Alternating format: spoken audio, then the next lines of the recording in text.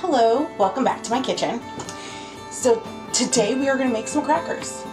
Seems kind of ridiculous to spend time and effort and money on getting the ingredients and making it, but it's not. It's not. So we've had this pandemic, epidemic's different. We've had this pandemic for over a year now at this point. It sucks. But I think one of the best things that have come out of all of this is the fact that people have time to have hobbies again. No one had time for hobbies. They're too busy working and doing family stuff, and now they do. So it's pretty cool. I love how sourdough has become a thing. Sourdough's always been a thing for me, if you don't know me. I love sourdough. There's nothing not to love about sourdough. It's that tanginess. The tanginess in the grilled cheese.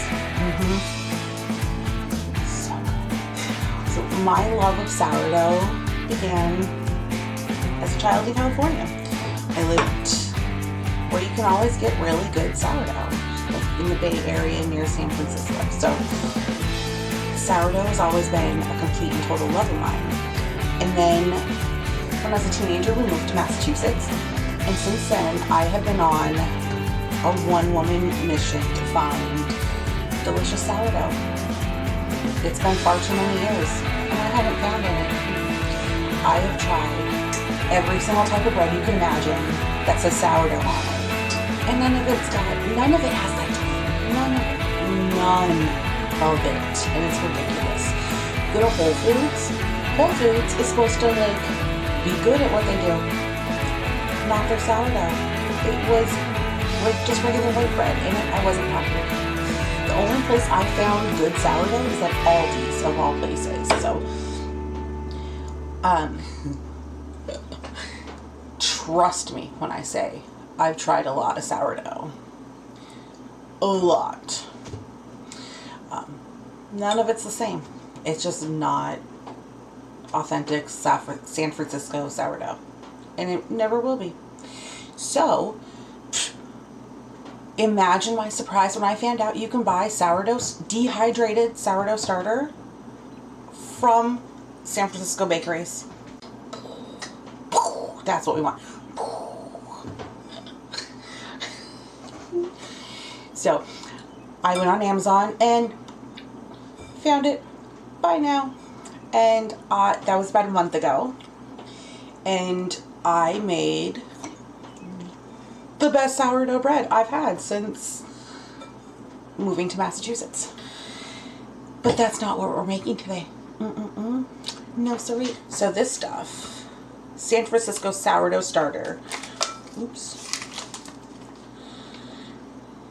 It's from a company called Anything Healthy. If anyone's interested in this dehydrated sourdough starter, let me know and I will link it for you. One of the things I hate most about sourdough starter is that you're supposed to throw away so much of it or discard it. So I've done some research and found some recipes for sourdough starter. I found this great cracker one, tweaked it a bit to fit more what I think would be better, and trust me, they're good. And so that's what we're going to make. We're going to make some crackers. How many ways? 4 ways. So come along with me and let's make some crackers. So, okay, I preheated the oven to 350.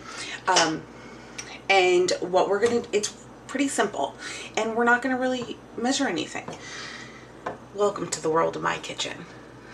No measuring stuff needed unless you're baking. So we're going to just do the sourdough starter, and then we're going to do, this is I think about 2 cups of sourdough starter, and then we're going to do equal parts all-purpose flour and wheat flour, and then add just enough butter. You can also do olive oil, and you just want enough butter or oil until it's the right texture, but the butter's way too hot, so I've got to let it sit. I'll check back with you guys in like 10 minutes.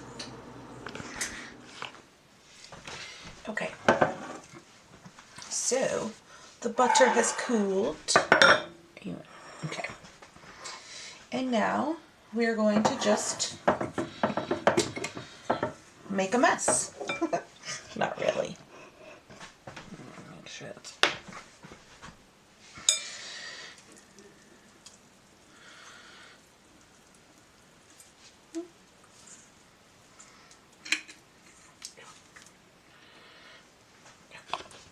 I know you're looking at me being like, I thought you said it was the discards and that's what you're using.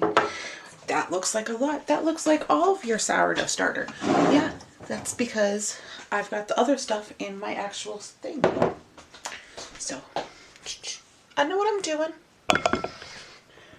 Okay. Whatever. We'll make some fry bread or something like that. Okay. So that's about 2-ish cups. So ooh, that was loud.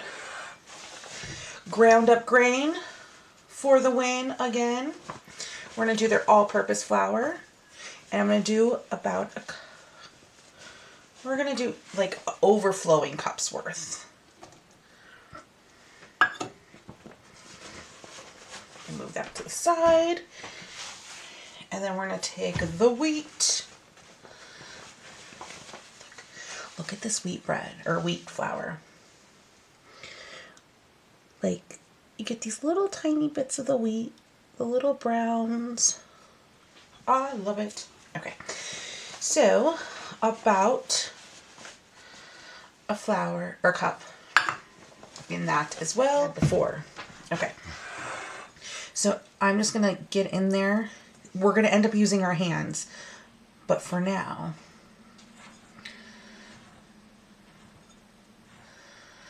we're going to do this.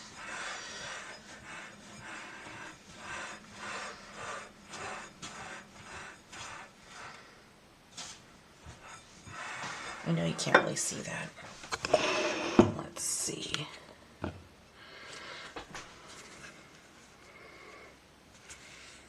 Okay, that's a bit better. All right. So now we're gonna pour some of the butter.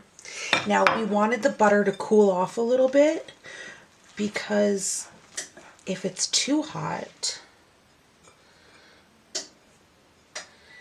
it will kill any yeast. So what we're doing is getting everything kind of together. Take off my rings because our hands are about to get dirty. We're going to put the butter aside. If I need it, I'll add more.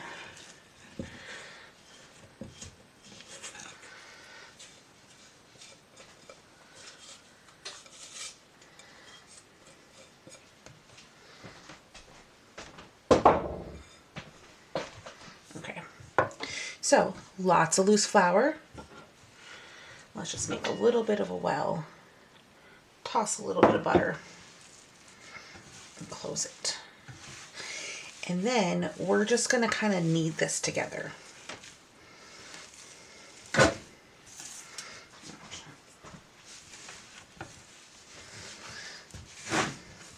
Now, we're not needing to build up gluten the way you do for bread. We're just needing for everything to come together. And look at how nice and quickly that happened. This is a beautiful dough. Made with some beautiful flowers. Thank you, Ground Up.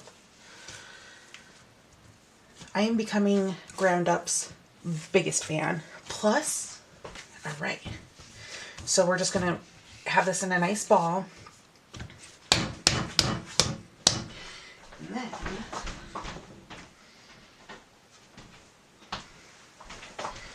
we are going to cover it with a towel. Oops. And let it rest. Ground up stone milled flours. So they're a local place. I think it says on here, yeah. It says Holyoke. However, I think they're now at a Hadley or Hatfield, which is closer than Holyoke. And they come in these super cute little flower bags. And this you take off and it's a postcard. What? And it's got a cute little painting or picture or whatever on it. So this pastry flower, so it's got something on it that you use that flour on. I think the all-purpose had chocolate chip cookies. I don't know what the wheat had on it. I think I threw that one away. But I love these little bags, and they're so useful afterwards. I don't know what I'm really going to use them for, but I'll find a thing. I think I might use a couple on for like the bread baskets when I'm proofing dough. But who knows? The options are endless. I could learn how to sew and make clothing out of these, a la Sound of Music. And then go singing around town in my maid clothes, my flour sack clothes. Watch me. Okay, so the dough's been resting for 30 minutes. We are going to divide it into 4 pieces because why? I said it's crackers 4 ways. So we're going to divide it into 4 pieces. And we're going to roll it out as thin as I possibly can get it. And then maybe a little thinner. Okay. So I'm going to go back to listening to the Evanescence song that Amy posted because it's a great song. And you're just going to watch me do this, okay?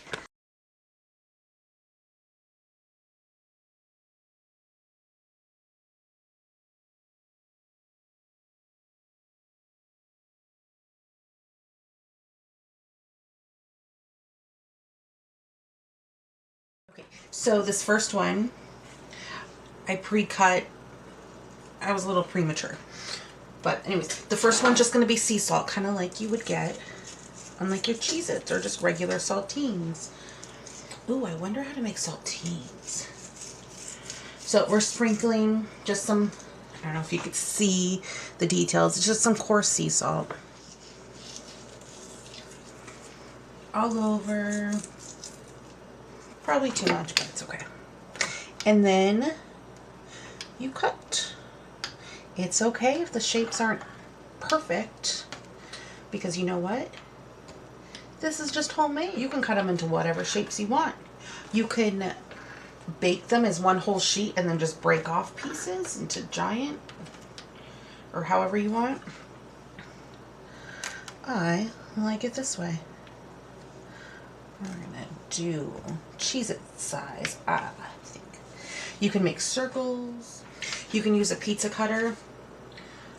I don't like our pizza cutter, so I don't use it unless it really is the best way to cut something. Okay.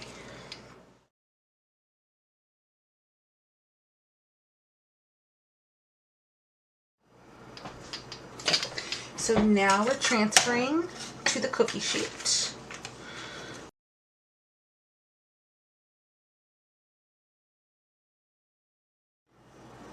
We're doing the rest of these a little differently.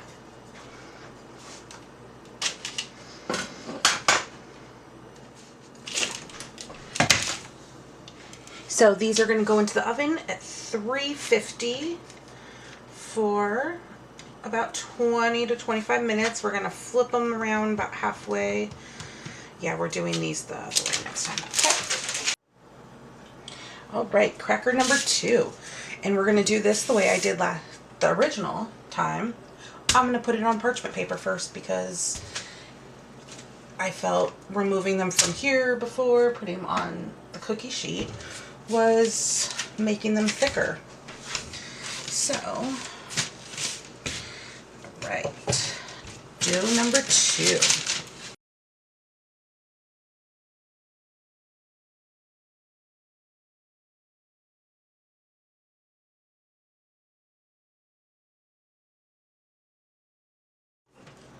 Okay, so I got this one as thin as I could before it started ripping. Oh, this part overlap. Okay, so we've got our butter. The last two I'm going to do with olive oil, I think.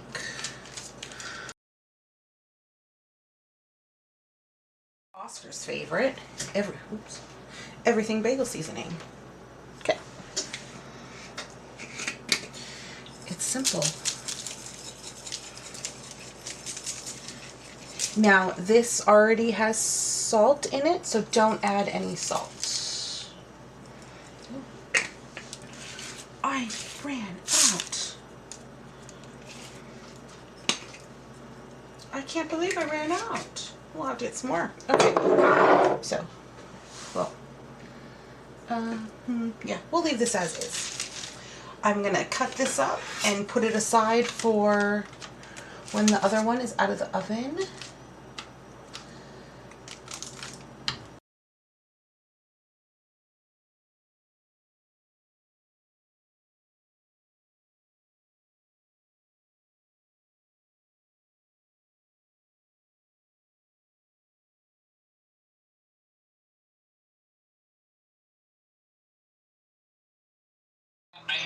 Okay, so for cracker number tres, I was going to say dos, I was way off. We are going to be using za'atar. I don't know if you could get this. Za'atar seasoning. Let's see. This does have salt in it. It's got thyme and sesame and sumac and cilantro. It's good stuff. So we're going to just put it all over. I think za'atar is like more of a Middle Eastern flavor. Or seasoning blend.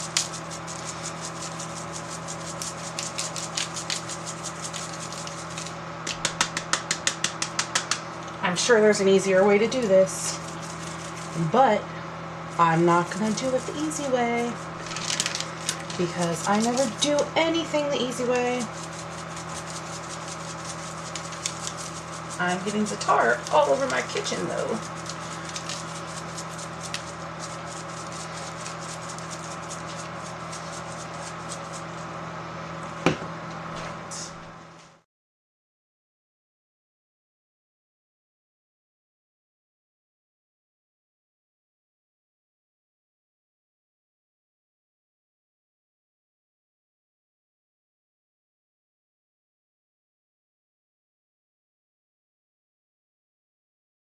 Right. The fourth and final is just some nice parmesan. I mean, who doesn't like cheesy crackers?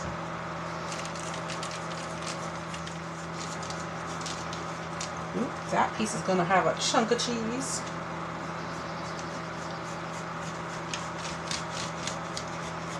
Okay, I just want to make sure there's plenty of cheese. Okay. All right, cut this bad boy up and wait for its turn in the oven. All right, see you when they're all done. There we go. All right, it's the next day. Life got in the way, so I forgot to show you guys what the crackers turned out like. By the way, they turned out delicious. The Parmesan are my favorite. So here we go. Right, these bad boys. These are the za'atar, and these are the everything bagel seasoning ones. The everything bagel seasonings are Oscar's favorite.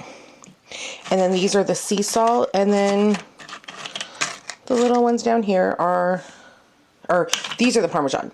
The little ones are the sea salt. And they're super crunchy and delicious.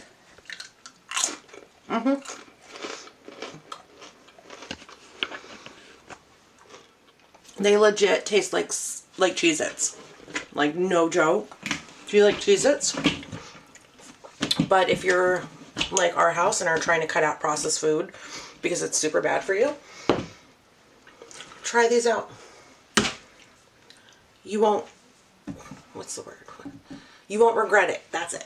All right, bye.